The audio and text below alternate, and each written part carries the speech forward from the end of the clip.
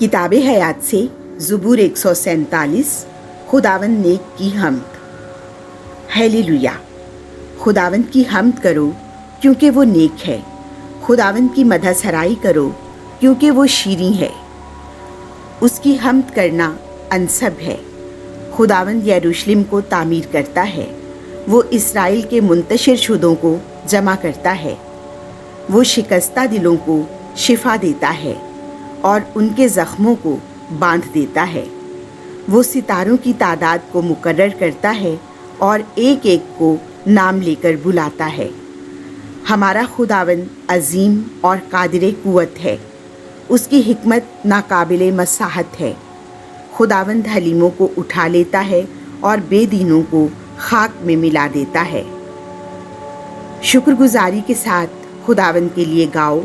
बरबत के साथ हमारे खुदा की मदह सराई करो, जो फ़िज़ा को बादलों से ढांप देता है और ज़मीन के लिए बारिश मुहैया करता है, जो पहाड़ों पर घास उगाता है और इंसान की खिदमत के लिए निबातात, जो चौपायों को उनकी खुराक देता है, हाँ, कौवों के उन बच्चों को भी जो उसे पुकारते हैं।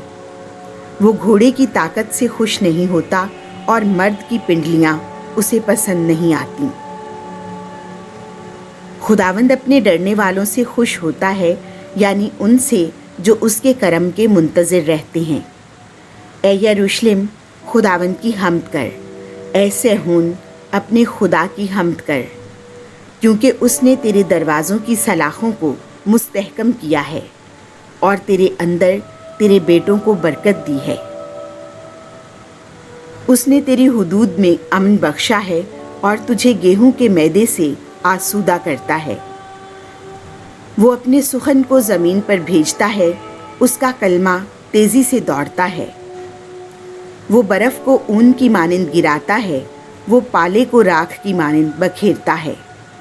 वो अपने औलों को रोटी के रेज़ों की मानिंद बरसाता है। उसकी सर्दी के सामने नदियाँ जम जाती हैं।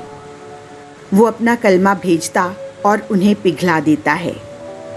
वो अपनी हवा को चलने का हुक्म देता है और नदियाँ बहने लग जाती हैं। उसने याकूब पर अपना कलमा ज़ाहिर किया है और इसराइल पर अपने कवानीन और कज़ाएँ। उसने किसी और कौम से यूँ नहीं किया। उसने अपनी कज़ाएँ उन पर आश्कारा नहीं की। हालेलुया। आमीन।